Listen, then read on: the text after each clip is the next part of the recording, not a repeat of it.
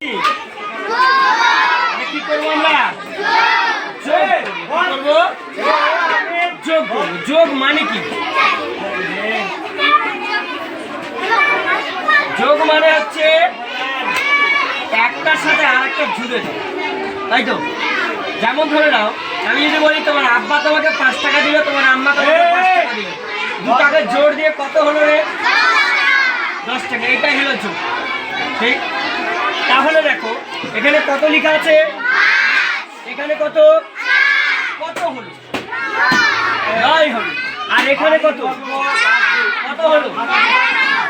9 আর 13। 13 এইখানটায় লিখে 3টাকে কেটে দিয়ে আমরা এইখানটায়, তাহলে এই একটা কিসে থাকলো?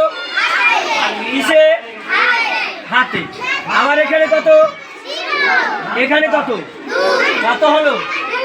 2। আর এখানে কত কত হলো? 5 হলো। আর হাতে কি ছিল? তাহলে কত হলো রে? ভেরি গুড, 6 বসে গেল। এবার হাতে কি থাকলো? তাহলে মুছে দিলাম। এখানে কত? এখানে কত? 7 টাকা 4 টাকা কত হলো? 11। 7-এর পরে 4 ঘর গুনলাম, 8 9 10 11। তারপরে কত? 11 আর 2 12 13। 13 আবার এখানটায় লিখবো, 3টাকে কেটে দিয়ে এখানে লিখবো, হাতে এটা থেকে গেল। হাতে কয় থাকলো? 1। এখানে কত? 8 আর 3 কত হলো? 11। 11 আর 1 হাতে আছে? কত আছে?